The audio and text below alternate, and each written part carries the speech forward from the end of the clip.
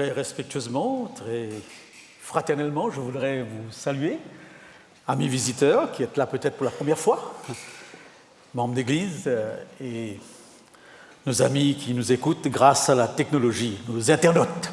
Je ne sais pas si, comme moi, vous aimez la chanson française, je l'ai toujours appréciée. Et sans aucun doute, ceux de ma génération se souviennent de cette chanson de Marie Laforêt. Est-elle vivante ou morte? Je ne sais pas. Une chanson qui est restée gravée dans ma mémoire. Elle avait pour titre « Cadeau ». Hier soir, dans la cuisine, je préparais le dîner. Quand mon petit garçon est entré, il m'a tendu un morceau de papier griffonné. J'ai essuyé mes mains sur mon tablier et je l'ai lu. Et voici ce qu'il disait. « Pour avoir fait mon lit toute la semaine, 3 francs. Pour avoir été aux commissions, 1 franc. Pour avoir surveillé le bébé, pendant que toi, tu allais aux commissions, 1 franc 25.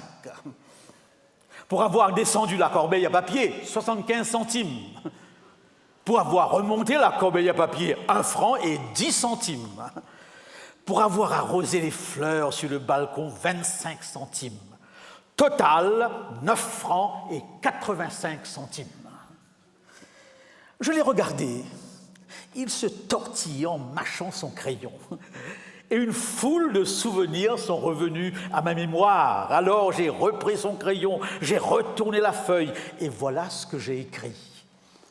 Pour 9 mois de patience et 12 heures de souffrance, cadeau. Pour tant de nuits de veille, surveillant ton sommeil, cadeau. Pour les tours de manège, les jouets de collège, cadeau. Et quand on fait le tour, le total de mon amour, c'est cadeau. Quand il a eu fini de lire, il avait un gros chagrin dans les yeux. Il a levé la tête et a dit « Maman, je t'aime très beaucoup ». Il a repris son papier, l'a retourné en grosses lettres à marquer « Cadeau ». Et quand on fait le tour, le total de l'amour, c'est cadeau. Quand on aime, en principe, on ne compte pas. On ne fait pas des comptes. Ou les comptes.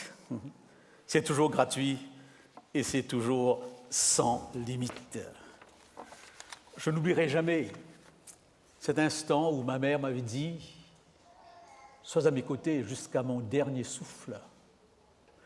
Et j'ai eu ce privilège, cette grâce d'être là, lorsque j'ai vu tout à coup, n'est-ce pas, que la couleur de sa peau avait changé. J'ai fait venir la personne en charge de ce centre pour personnes en phase terminale, et elle m'a dit, elle va partir, restez là, chantez ses cantiques préférés. Ce que j'ai fait avec ma sœur, et j'ai entendu s'éteindre ce dernier souffle. J'ai fermé ses yeux et ces 3 mots sont revenus dans mon esprit. Dors en paix, maman. À bientôt. Et surtout, merci. Merci. J'ai regardé un beau film cette semaine, Lion. Un film qui se déroule en Inde. L'histoire d'un petit garçon de 5 ans qui se perd dans cette grande ville de Calcutta. On ne peut pas imaginer ici, dans nos pays, un enfant de 5 ans qui, pendant des années, vagabonde dans une ville aussi dense que Calcutta, dormant sous les ponts, dormant dans les trous avec des centaines d'autres d'enfants. Enfin, la police arrive ramasser. Et lorsqu'on lui pose la question « As-tu une maman ?» il répond « Oui ». Et « Quel est donc le nom de ta mère ?» Et il répond tout simplement « Maman ». Magnifique film. Histoire de grâce dans ce monde où nous vivons, où tout est violence. Le Dieu qui ne sait pas compter. Rappelez-vous cette phrase que je vous ai présentée dans une de mes conférences de Gandhi. Si Dieu n'est pas ce que vous croyez, dans une dans un pays où vous avez 32 millions de dieux, ou 32 représentations, 32 facettes de Dieu, je pense que la phrase de Gandhi est pertinente. Sommes-nous sûrs de bien comprendre qui est Dieu? Nous ne pouvons que le représenter par nos idées, puisque nous ne l'avons jamais vu, personne ne l'a jamais vu. Le Dieu qui ne sait pas compter. Nous sommes dans un monde où tout se compte. Car compter dans un monde, c'est compter aux yeux des autres et à ses propres yeux. Nous vivons sous la dictature des chiffres. L'introduction à ce sermon par nos jeunes l'a bien souligné. On compte la population mondiale, on compte la population locale, on compte la population de l'Église.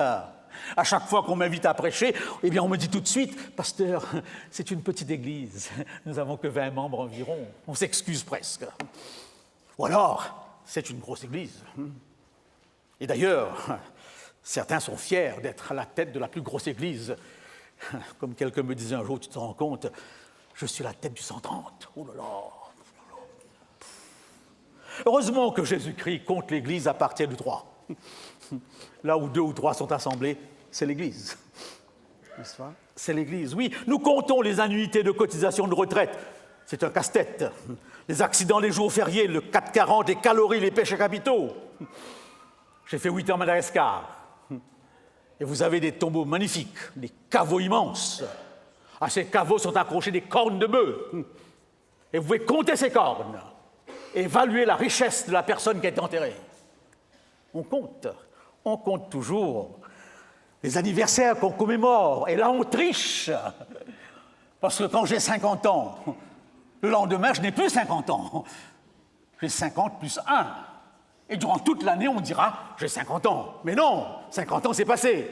Et c'est plus agréable. Ça nous rajeunit, n'est-ce pas? On compte toujours. Même dans l'Église, on compte. Ceux de ma génération s'en souviennent, pour l'école du sabbat ou la catéchèse, chers amis visiteurs, il y avait un tableau comparatif qui commençait par le nombre de présences, le nombre d'absences, le nombre de ceux qui ont étudié 7 fois la leçon. Vous vous en souvenez, je pense, vos sourires me le disent. Et ensuite, il y avait automatiquement la collecte annuelle, la somme ramassée. Et bien sûr, il y avait des collectes. J'avais une personne que je connaissais très bien qui était là il y a 3 semaines et qui était assez étonnée de ce qu'on ait 2 collectes ici à Neuilly. Elle m'a dit, « Vous avez 2 collectes chaque samedi ?» Oui. Et elle m'a dit, « C'est dommage que vous ne dites pas où va cet argent. » N'est-ce pas? Mais à mon époque, il y en avait 4. 2 habituels et ensuite une autre exceptionnelle, n'est-ce pas, ancien président, n'est-ce pas? Une autre exceptionnelle et parfois encore une autre pour un fonds particulier, etc. Et vous comprenez comment c'est tout à fait juste cette petite histoire qu'on raconte de ce prêtre catholique, ce pasteur adventiste et ce pasteur protestant, eh bien, qui sont là dans un bateau qui va couler automatiquement et qui se disent, écoutez, nous sommes là pour la dernière fois ensemble, on va tous disparaître, est-ce qu'on ne pourrait pas, pour une fois, faire quelque chose ensemble, nous unir? Et alors, OK, on le fait, et le prêtre propose, eh bien, qu'on fasse un dernier « Je vous salue Marie ». Pas de problème. Le pasteur, un dernier Notre Père, et notre adventiste réfléchit. Est-ce qu'on ne pourrait pas faire une dernière collecte? Mais attention, j'étais il y a quelques semaines de cela dans un groupe interreligieux et on se racontait des blagues, chacun sur sa religion. J'ai raconté cette histoire et le prêtre orthodoxe m'a dit « T'inquiète pas, nous racontons la même histoire chez nous ». Parce que dans la mentalité actuelle, les églises sont perçues très souvent comme des machines à sous. Eh bien oui, c'est Jean-Noël Besançon, aumônier de lycée, qui dit ceci. « Dieu lui-même semble investi dans ses comptes et ses décomptes, comme s'il nous en voulait d'être toujours à découvert, comme si tout était inscrit dans un grand registre quadrillé et qu'il n'y avait plus qu'à faire l'addition de chaque colonne. L'addition sera salée, comme au tribunal de la pénitence de mon enfance. Combien de fois mon fils? Ce sera 3 pater et 2 ave. Les anciens catholiques s'en souviennent. Les plateaux de balance du jugement dernier, la pesée des âmes, ne doit-il pas plus à la mythologie païenne qu'à la tradition biblique? Les églises comptent. Si vous voyez un musulman au coin de la route en train de dégrainer son chapelet, sachez qu'il compte le nombre qui correspond au nom de Dieu. Il y a 99 noms de Dieu dans le Coran. Il y a un autre nom que personne ne connaît et le bon musulman pieux compte. Et pour chaque chiffre, il a une prière particulière. Compter, toujours compter. Une histoire qui vient des îles. Fabien va s'en souvenir sans aucun doute.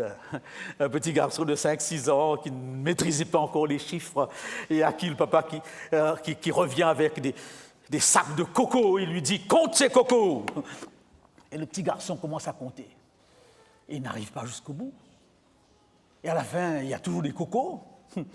Et il dit à son papa « Papa, il y a toujours des cocos, mais il n'y a plus de chiffres. »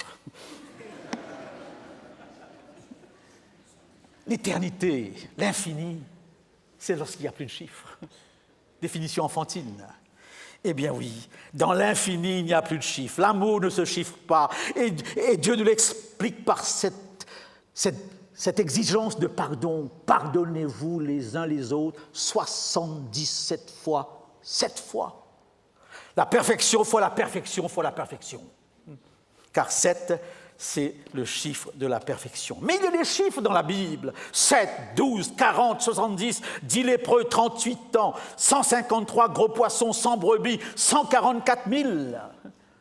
Mais les mathématiques bibliques ne se dénombrent pas. Ils symbolisent souvent l'insaisissable, l'innommable. La preuve, un jour est comme 1000 ans. 1000 ans comme un jour. Si vous voulez calculer un jour, prenez 365 et multipliez par 1000.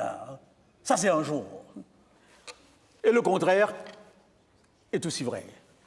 Non. Et j'aime bien cette parabole, ces 3 paraboles de Luc chapitre 15. Si vous les lisez à la maison, il est question d'un berger qui a une centaine, 100 brebis, il en perd une et 99 sont encore au bercail, et d'une femme qui a un collier avec 10 perles, elle en perd une, et 9 autres qui restent, et un père qui en a 2 enfants. Et la parabole met l'accent non pas sur les 99 qui restent, sur les 9 qui restent, mais sur la seule chose qui est perdue. On demandait un jour à Mère Teresa, finalement, au long de votre vie, combien en avez-vous sauvé d'hommes, de femmes et d'enfants? C'est vraiment très élogieux de pouvoir dire 100, 200, 300. Les statistiques médicales et dans tous les domaines donnent la valeur par rapport au nombre. Et Mère Teresa répondait 1 par 1. C'est tout ce que je sais à chaque fois que j'ai pu sauver une personne. Quelle est la quantité? Je l'ignore. Nous n'avons pas chez nous de statistiques.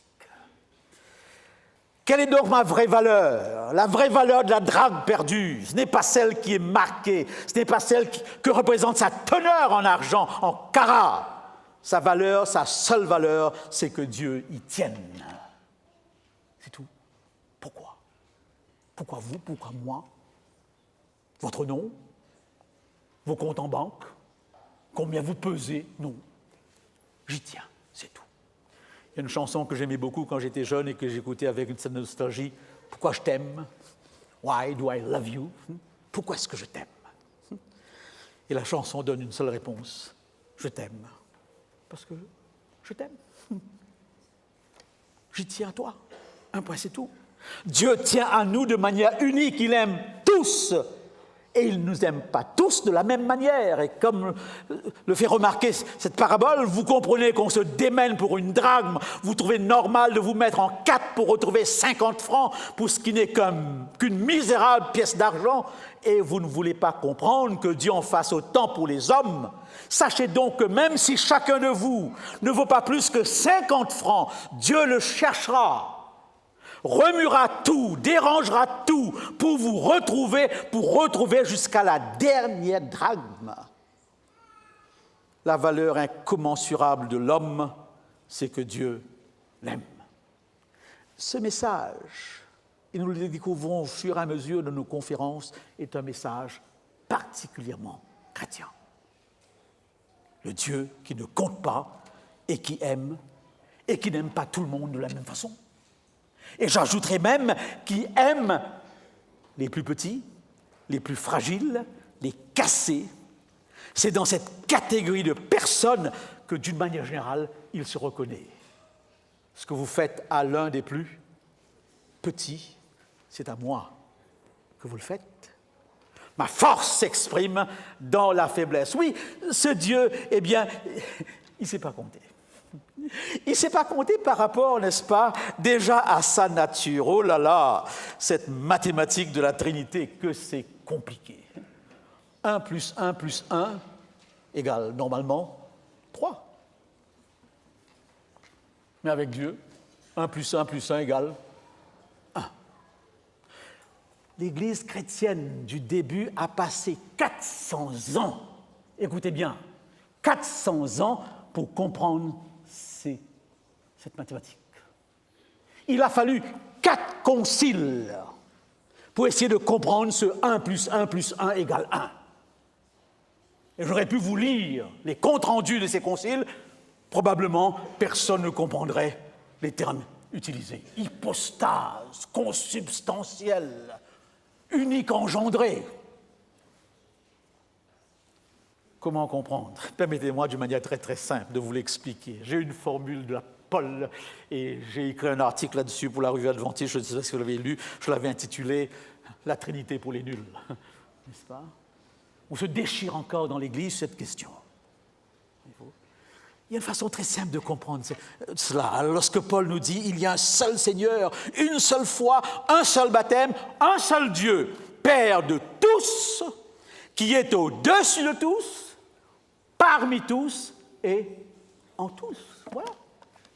Au-dessus, parmi, en. Dieu veut entrer en communication avec nous. Et les êtres humains que nous sommes sont des êtres relationnels. Et nos relations s'expriment dans 3 dimensions. La dimension verticale, la dimension horizontale et la dimension intérieure. La dimension verticale, au-dessus, eh bien, nous rappelle l'autorité. Et nous en avons besoin. Nous avons besoin, une société où l'autorité n'est plus est une société qui va au chaos. Et lorsque une société met en cause ses magistrats, le problème est grave. L'autorité n'est plus là.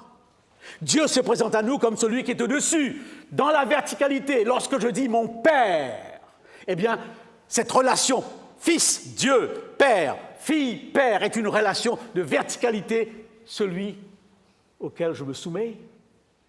Et j'en ai besoin de cette verticalité. Il se représente à nous comme celui qui est à l'horizontale, en Jésus-Christ, le frère. Et j'en ai besoin de cela. C'est pourquoi je suis toujours malheureux de monter jusqu'en haut ici et d'être au-dessus de vous, car nous sommes tous au même niveau. Surtout de la pensée biblique. Ni juif, ni grec, ni homme, ni femme. Tous en Christ. Pas de hiérarchie. Pas de grand, pas de petit. Pas facile pour les églises de le comprendre. Relation horizontale, en Jésus-Christ. Et Dieu se communique à nous aussi dans cette relation. Et finalement, il se communique à moi de l'intérieur. Une grande partie de ma vie est constituée de mon intériorité. Ce que personne ne sait, ce que personne ne connaît. Je passe beaucoup de temps en conversation avec moi-même. Alors Dieu, par la Trinité, dans l'expression trinitaire, veut tout simplement me parler dans les 3 dimensions de mon être. C'est tout. Pourquoi se casser la tête plus que ça? C'est simple. Et nous avons un exemple d'expérience à ce sujet. Le père, la mère, ça fait 2, oui ou non? Le père, la mère et l'enfant, ça fait 3. Mais bibliquement, ça fait 1. Ils deviendront quoi? une seule chair. Et lorsque l'enfant vient, ça s'appelle une famille. Et une famille est une. Tout le monde le comprend. J'ai peur que les célibataires risquent de me dire « mais nous ne pouvons pas faire cette expérience-là ». Mais attention, 1 plus 100, ça fait 101. Mais 1 plus 100 ou 1 plus 1000, ça fait toujours 1 au niveau de l'Église. Parce que vous êtes tous ensemble, peu importe le nombre, vous formez quoi? Un seul corps. Un seul corps. Des milliers ajoutés ensemble qui forment qu'un. Avons-nous compris? L'Église est l'expression de la Trinité de Dieu. Eh bien oui, les mathématiques de Dieu. Il ne sait pas compter par rapport à son royaume, car les derniers seront les premiers. Avez-vous déjà assisté à une graduation scolaire où on récompense les derniers? Ce serait formidable, cela. On appelle tous les derniers, venez. Mais non, ils ne sont pas là. D'ailleurs, ils ne viennent pas. J'ai connu un prêtre à Maurice du nom de Père Souchon.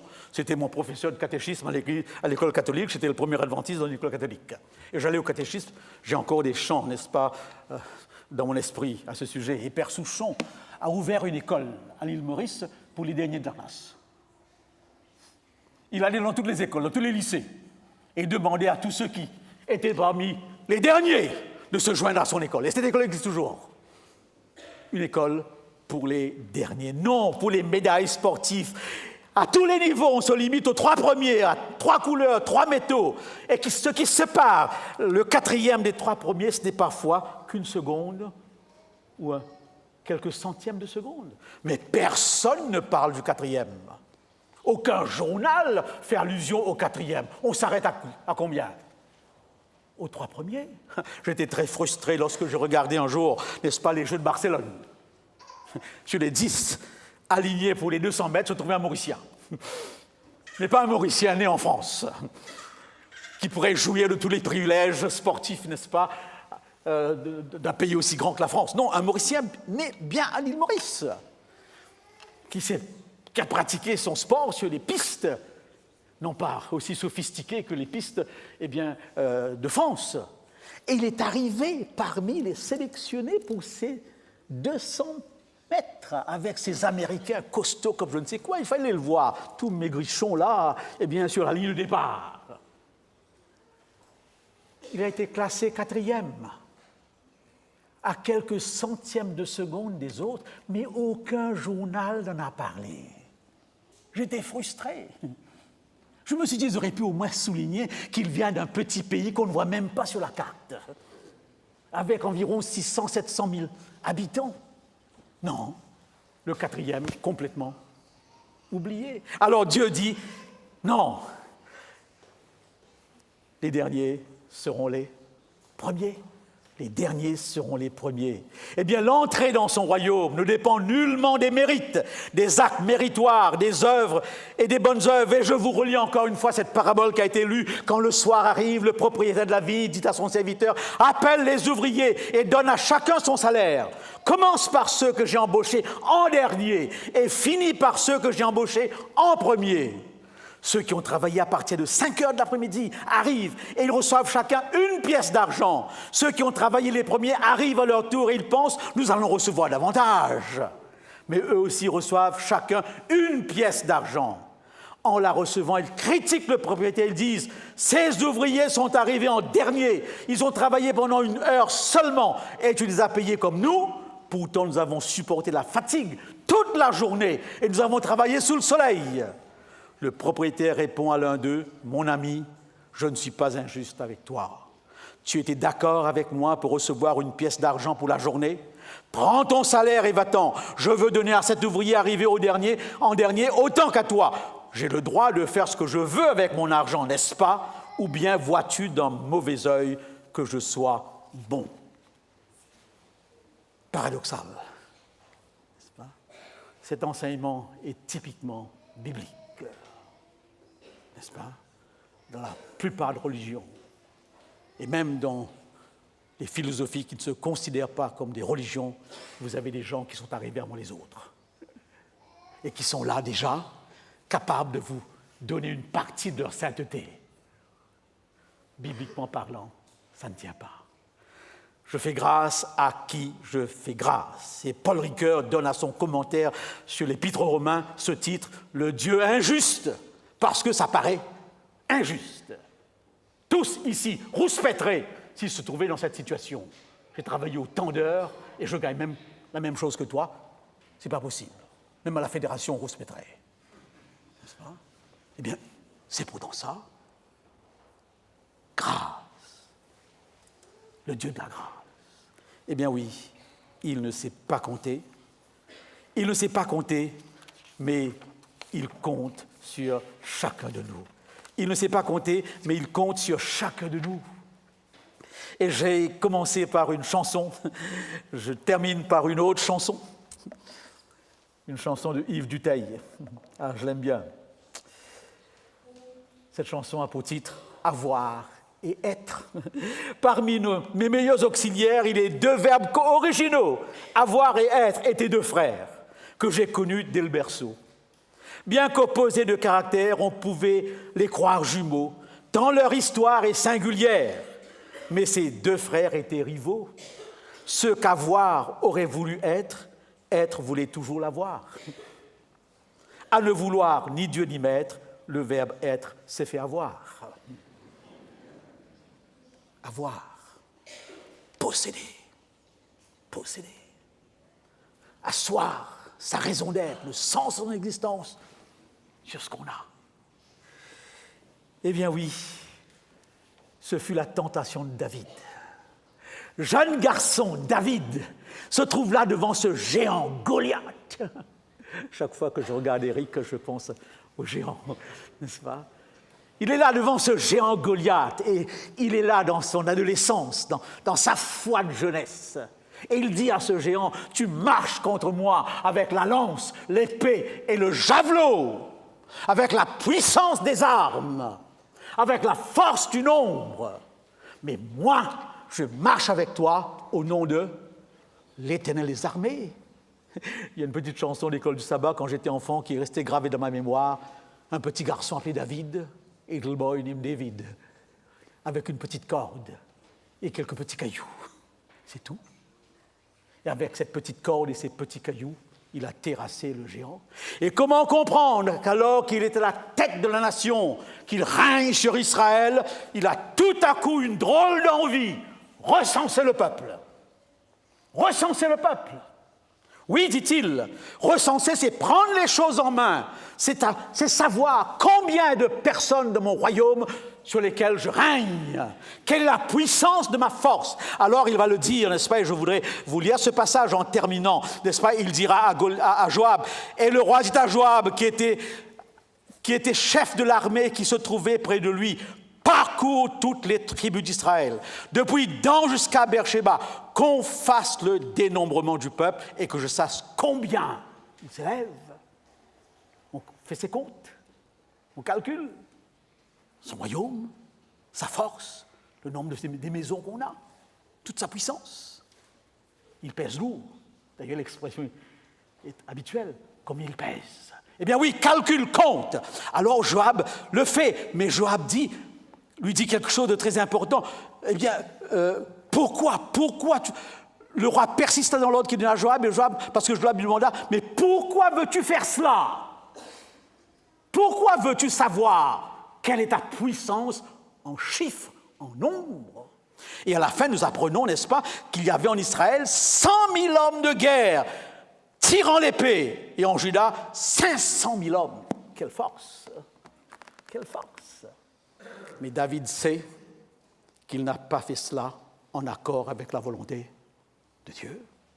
Il l'a regretté. Il l'a regretté. Et Dieu l'a sévèrement puni pour cela. Je voudrais juste ouvrir ici une petite parenthèse. Si seulement Israël avait compris ces versets que je vous lis, l'Éternel combattra pour vous et vous gardez le silence. Mais si tu écoutes ma voix, si tu fais ce que je te dirai, je serai l'ennemi de tes ennemis, l'adversaire de tes adversaires. Mon ange marcherait devant toi et je te conduirai. Je les exterminerai. Si Israël avait compris ça, il n'y aurait pas eu ces massacres de l'Ancien Testament que nous ne comprenons pas. Et nous projetons sur Dieu ces massacres. Non, lorsque Dieu extermine, il le fait, n'est-ce pas, en faisant tomber des murailles. Il le fait en demandant à 2 de ses hommes de garder la main élevée. Il le fait en ayant une armée non pas avec des armes, mais avec des cruches et des flambeaux. Il le fait tout simplement en ramenant les vagues. Pas de massacre, pas de sang qui coule. Extermination sur le champ. Pas de douleur. C'est Israël qui a massacré comme le faisaient les autres peuples. Et Dieu voulait prendre les choses en main pour qu'il entre au pays de Canaan. Il voulait que ce peuple apprenne à compter sur lui, mais non pas sur leur force. Et ce peuple n'a jamais compris cela. Et l'Église n'a jamais compris. Le Dieu qui ne compte pas, mais qui compte sur nous et sur lequel nous comptons. Voilà le message de ce matin. Qu'est-ce que ça peut avoir comme effet dans ma vie, si je l'ai compris? J'ai regardé avec beaucoup d'intérêt, il y a plusieurs années, ce film de Spielberg, « Sauver le soldat Ryan ». Il faut sauver le soldat Ryan, c'est une histoire vraie.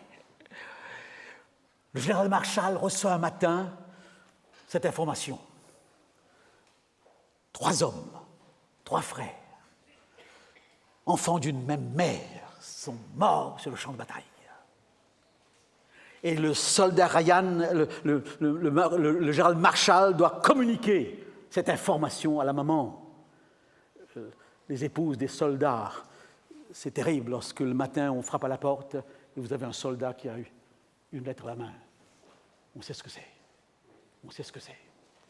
Alors le général Marshall se dit, je ne peux pas faire ça parce qu'il reste encore un, John Ryan. Il y a un 4e fils qui n'est pas mort. Et le général Marshall dit, avertissez la maman et organisez immédiatement un commando. Parcourez les lieux de guerre, ramenez ce soldat, John Ryan, rendez-lui à sa mère. 3 sont morts. Je ne peux pas m'imaginer que le 4e meure aussi. Et Tom Hanks joue le rôle de Miller, le capitaine Miller, et ils s'en vont à la recherche du soldat Ryan. Ils le retrouvent. Il y a des discussions qui ont lieu durant cette expédition où les autres soldats disent « Mais pourquoi Ryan? Qu'a-t-il plus que nous? Nous avons aussi une mère. Et nous allons aussi mourir sur une bataille. Pourquoi Ryan ?» Tom Hanks, capitaine Miller, répond tout simplement ceci. C'est un ordre. Enfin, c'est tout. Ne cherchez pas d'explication. Le chef, le général, il tient. Sauver le soldat Ryan. John Ryan est mort il y a quelques années. Et chaque année, on l'a retrouvé devant le tombeau de son sauveur, Miller. Et à chaque fois qu'il venait là avec sa femme, il avait des larmes aux yeux, bien sûr. Et regardant sa femme, il lui posait une seule question. Suis-je digne? Suis-je digne? Ma vie est-elle une bonne vie? Et il le disait en se souvenant des dernières paroles de Miller. Lorsque Miller mourait, non loin de Ryan, Miller l'a regardé dans les yeux et lui a dit « Un hit, sois digne. Sois digne. » Je crois que c'est la plus belle réaction que nous puissions avoir devant ce Dieu qui ne sait pas compter, mais qui compte sur chacun d'entre nous et qui compte un après l'autre. C'est la bonté de Dieu, dira Paul, qui vous pousse à la repentance. Jamais la loi, mais la bonté de Dieu. Et face à la bonté de Dieu, face à un amour si grand, la réaction qui serait la réaction normale serait une réaction de dignité. Suis-je digne? Dieu peut-il compter sur moi?